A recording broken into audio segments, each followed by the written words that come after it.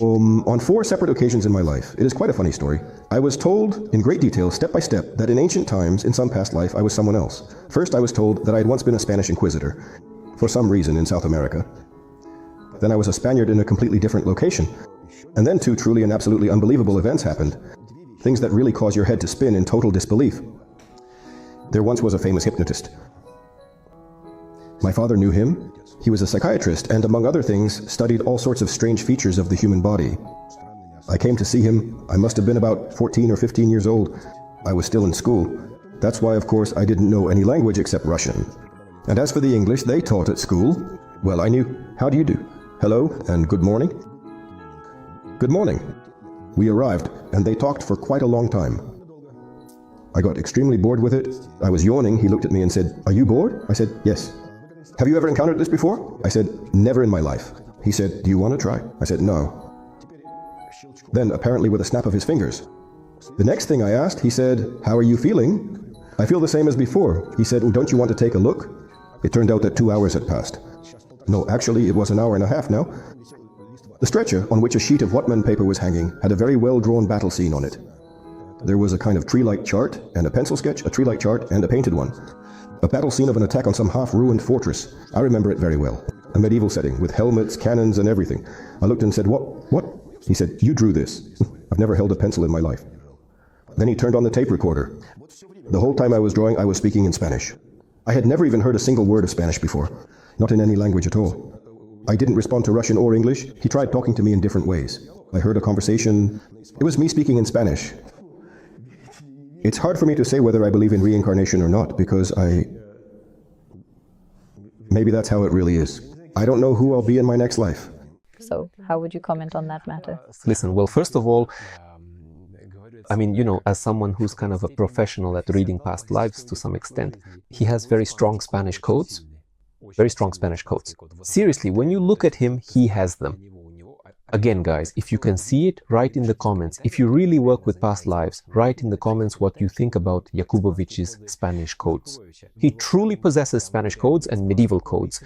Every single thing he said is completely and utterly true. He lived those lives even during regression sessions, and that's what can be brought out. It can be brought out. And they took him really deep. Because they didn't just take him into a regression session for him to see something, they kind of led him into consciousness, into that informational database. Not just at the level of images, but at the level of language knowledge. That's much more difficult to do. I've only seen that once in my life, or rather heard about it. There was a certain relative of mine who, after experiencing some rather unfortunate incidents involving a bit too much alcohol, found himself under an immense amount of severe emotional stress and suddenly began speaking quite fluently in his own native language. How does that happen? So from the professional perspective of, say, hypnosis or deep regression, how can you successfully retrieve it, this information about past lives? So does it enter your subconscious and then they open it up there, or how does it work? No, it's not in the subconscious. Again, look, here we run into terminology again. So if we're talking about the consciousness and subconsciousness of the current personality, every person has a body. A physical, etheric, astral, mental, and higher bodies. The mental body, the so-called mind, is divided into more conscious parts, the consciousness, and less conscious parts, the subconscious. But all of this is still within the framework of a single personality. In other words, this isn't exactly a subconscious story. That is, it's literally something above.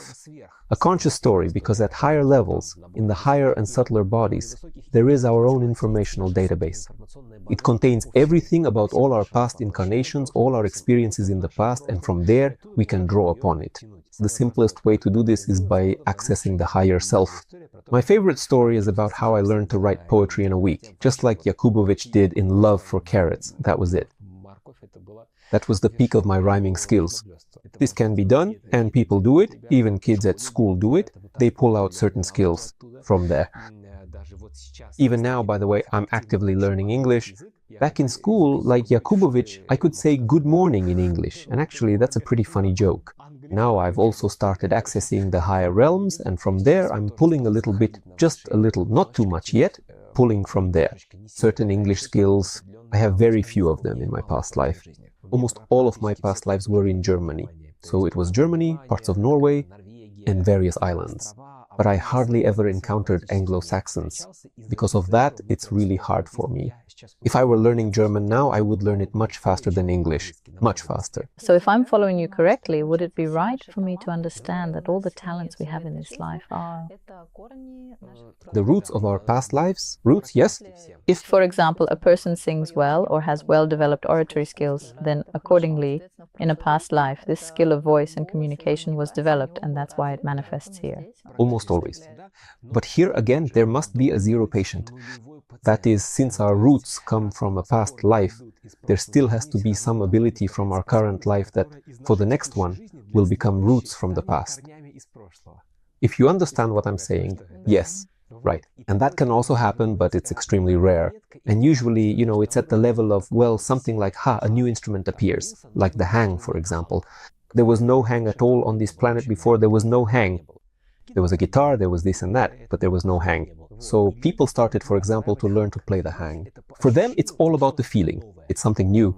By the way, actually, the simplest technique to recall past lives is to find this feeling as if you already know it, as if it's not your first time. You come across it, and it's as if you already know it. For example, sit behind the wheel of a car and really feel it. Does it seem like it's your very first time in this life, like you're starting from scratch, or does it feel familiar? So yes, is it familiar or is it new? If it's new, it's like a flash, like, oh, a new insight. But if it's familiar, it's as if it's coming from somewhere, being pulled from the past. Or, for example, you get on a horse. Does it feel familiar or new? And so on. For instance, in this life, I got behind the wheel of a car and asked myself, right at that moment, I remember that day, was it familiar or new? Completely new? Absolutely. I drove, as they say in slang, like a noob. I mean, really just like a total noob. So, yeah, that's how it was for me in this lifetime. Like, where's the handle, where's the gas, where's the brake? Mom, that's not the brake, that's the gas. I always stalled the car and I had a manual transmission. I would get it going only after the 10th try shifting gears. Everyone was honking at me, yelling, almost jumping out of the car. And without even asking why, you're just standing there and can't get moving. Guys, this is my first incarnation. Guys, this is the first incarnation. Yeah, that's right. But now, to this day, I've driven 200,000 kilometers. And how much was it? 150,000. I'm actually a surprisingly capable driver now. And in my next life, it'll already feel like something quite familiar to me. It's the exact same with the hang drum. When I tried to play the hang for the first time in this life, I had no idea where to hit or what to do with it. It didn't sound like a divine instrument in my hands, but more like a pot stuffed with something. With a nut inside, well, something like that. But for example, when I picked up a guitar, I could clearly feel that I had played it before. It already felt familiar in my hands for a long time, but when I picked it up, when I sat down at the piano, again, it didn't feel like I'd played it for ages, but there was something there, and everyone praised me saying, "You play so well for your age." I was actually just pursuing my musical studies at a music school. Not in the main school itself, but situated very close by. And there, so to speak. By the age of 12, I was already traveling with concerts, playing classical music, and at 13, I was still playing classical pieces. So in part, of course, we develop new skills, but some things carry over from a past life. And so, to sum up, if you feel something that seems very familiar, almost like it's native to you, you sort of dive into this feeling of familiarity, and from there you can start to pull out images. But how do you find these points of familiarity? So just try everything. I mean, how to develop your talent. How to develop talent. So, for example, there is some ability that was well developed in a past life, and if you become aware of it, feel it here, then you will become outstanding there. An outstanding person in a certain field or area. How do you sense, reveal, and express that? Listen, look, again, as they say, you need to approach this in a comprehensive way. The very first thing is to analyze what you are truly drawn to, honestly and soberly. If a person truly wants to become a successful economist, but finds themselves deeply drawn to the world of painting, then you just need to be completely honest with yourself about that. You have to accept that maybe economics isn't going so well, but your painting is actually going great. That is the first thing. So the very first step is to honestly and soberly admit what you are drawn to. Or for example, let me use myself as an example. I graduated from the Faculty of Political Science. Am I drawn to political science? Partly yes, but more so to the field of esotericism. And even when I talk about politics, I still speak within the context of esotericism, so I simply don't want to work as a political scientist by profession. I admit this to myself both honestly and very soberly, and if I forced myself and worked strictly and purely as a political scientist, I would feel a very deep sense of dissatisfaction. So the first point is to honestly admit what you are truly passionate about, and what it is that you genuinely feel comfortable doing. As if you have the feeling that you've already done this before at some point. Something like that, more or less. At least remotely, so that you have this kind of feeling. For example, I've been at the higher school for 12 years now. I am clearly aware that in the meditation of the higher, in meditation, when it comes to these high transcendent journeys beyond the astral level of planet Earth, I feel like a fish in water. That is, I draw a ton of information from there. By the way, if I try to pull something from the astral plane, it's much more difficult for me than from above the astral plane. I can really feel that I'm already entering and reviewing a whole bunch of sections of my past lives. I see myself there in many teacher lives in India and also in South America, and so on and so forth, where I was engaged in the very same things, various meditative and transcendental practices. So it turns out, yes, you need to honestly acknowledge what you are drawn to. You need to honestly recognize, out of the multitude of things you are drawn to, what actually comes easily to you, where you feel like a fish in water, and then ideally remove the obstacles of the mind. Just the purely earthly personality with its ideas. I won't succeed. Yeah, I'm just an imposter here. Yeah, there's already so much of this everywhere. All these imposter syndromes, that there's already so much of everything out there. This topic has already been talked about. Yeah, who am I anyway? And all the other trappings, these beautifully crafted frames, you just need to take them off the window and throw them in the garbage bin. In other words, these are precisely what we call the practices of disidentification. Well, the simplest things from what you can actually do. Practices of disidentification, contact with the higher self, me and through the higher self, combined with understanding what you truly love in this life, what you're actually more or less good at. Combined with contact with your higher self, this skill will develop for you literally 1,000,000 times faster. This is the practical tool that I've just described step by step. It will work for everyone with 100% certainty. But there's also another assumption, though it's probably more from a psychological point of view. So if a person doesn't understand what their soul is drawn to or what they enjoy, people often say you should try to remember what you like to do as a child. What do you think about that? For instance, why is that? Because in childhood, the spiritual connection remains. There was still some contact with these codes from a past life. It remained open and hadn't closed yet. The mind hadn't yet become identified with various personalities or ideas of right and wrong, likes and dislikes, and that's how it was. Can you yourself, when you interact with people, actually look into their past and their incarnations? Yes, I definitely can do that. Can you have a quick look? I can use photographs. That way it's easier. I like working with photographs. Look, this is called the practice of the personality of the spirit. I'll explain it for the guys. It's called the personality of the spirit. I have 4 post-course practices. So the first practice is the age of the spirit. The second is the personality of the spirit. The third is soulmates, and the fourth is the spark and blocks. How much the spirit is manifested in the body overall. I allow people to access them only after they have mastered the first level. When it comes to the personality of the spirit, it's not that I look at just the very last life. I look at the codes as a whole, where and what lives there were in bulk. If you want a clear sequence like this happened in the last life, this was in the one before that, and this was in the one before that, it takes much longer. That means I need to probably about 30 minutes just sitting there, clearing things out, looking at the sequence and so on. Right now, I'll describe the general codes to you.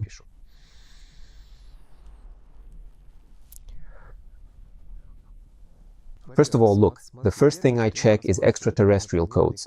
What are extraterrestrial codes? Do you mind if I comment right away? Is this all for the guys? What are extraterrestrial codes? Extraterrestrial codes are when you look at a person and you see that they're an alien.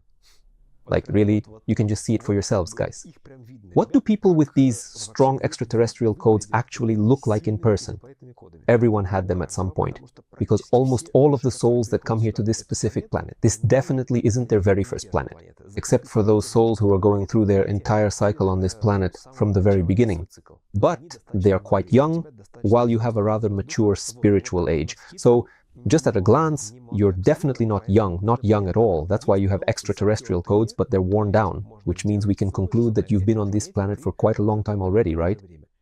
That's the first thing. Now look, there are medieval codes, absolutely for sure, because I remember them well since I myself lived several lives in the Middle Ages, in some rather specific ones, so I remember them clearly. There are specifically medieval European codes, definitely. Are there Spanish ones? I don't see any obvious Spanish ones, not really obvious. So it's more likely that there were several lives in different parts of Europe. There are definitely Russian codes, Tsarist Russia for sure. Definitely American ones, you know which? South America, not North, more likely South America, something in that direction. That's where I would dig as a portal, so that's what I'm telling you now.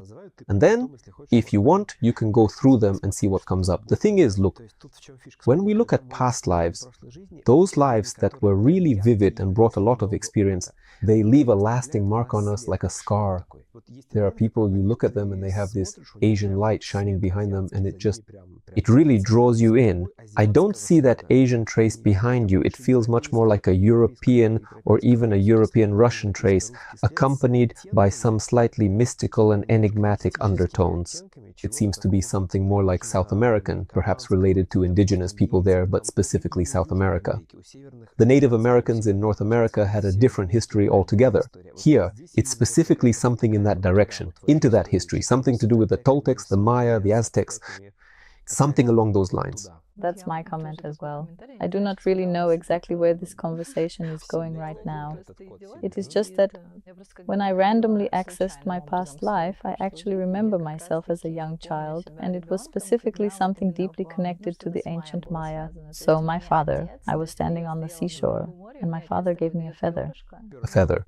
That's actually one of the strongest codes you have. It's glowing in your field, specifically in South America. Because I was even a bit surprised, I double-checked for North America, it's quite a rare code. You might have some really powerful portals connected to the theme of Native Americans, to things like the ancient Maya, the Aztecs, whether they performed sacrifices or not, how they did things, those shamanic, mystical stories, but specifically from there, from that place, exactly from there.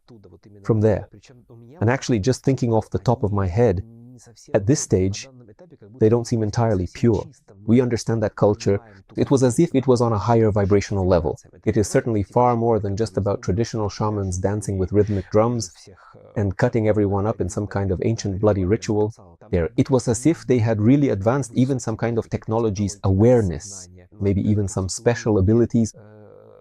So there's really a huge layer there, a cultural one, and you definitely have a direct connection there, 100%. You can tell us later what's there, because I haven't been there myself. Specifically, I haven't been in that slice of South America. Actually, it truly and really is unique. You just read all of that, and I can really feel that it's exactly like that based on my own feelings and response. So this is something you can learn. Meaning anyone who, for example, wants to do this... I'll go even further. If I post your photo to my group at the club, they'll tell you exactly the same thing, word for word. Those who have taken this course will tell you exactly the same thing. And even with all sorts of... I mean, right now I'm doing it kind of in express mode, and they'll tell you with even more details, what, how, and where. Including things like, I don't know, the color of clothing or something else, depending on how deeply they get into the topic. So, in any case, it's a skill that can be developed. Yes. That is, anyone can just come and give it a try. Thank you so much for such an analysis, and it turned out to be completely unplanned. So I also thank you for your answers. Friends, be sure to write your questions and impressions. Leave your comments. We see and read everything. Your feedback is important to us. You'll also find all the links in the description below this video. My dear friends, for 10 years now, I've been teaching a course on the higher self for a Russian-speaking audience. During this time, about 4,000 to 4,500 people have passed through my school. I've been working on this topic for 20 years. Today, my school is one of the largest and most famous specialized schools for connecting with the higher self in the Russian-speaking world. And then I suddenly realized that it is finally time to reach out to the masses, so to speak. Yes, to the much wider world and to the incredibly vast expanse of the entire global internet. All the professional skills I have carefully developed, all the dedicated practices I have refined, and all the quick entries, thorough checks, and rigorous exams I have built over the last 10 years are now being brought to a truly global level. I now invite you to join a brand new, specially discounted group for the comprehensive Return to the True Self course, now available in English for students everywhere. 6 months of work on stopping the internal dialogue, working with blocks, and focusing on actually accessing the higher self, answering both simple and complex questions regarding purpose, contact with God, and with the planet. Answering basically any questions on any topic, including work, relationships, and anything at all. Manifesting desires through the higher self, viewing past lives through the higher self, and everything that didn't fit into the first 5 months in a separate 6th one. And after that, you'll have the opportunity to join the alumni club, as well as the chance to continue your studies at the 2nd level of the school. The price for the discounted groups is discounted. You can find all the information about this below at the link under this video.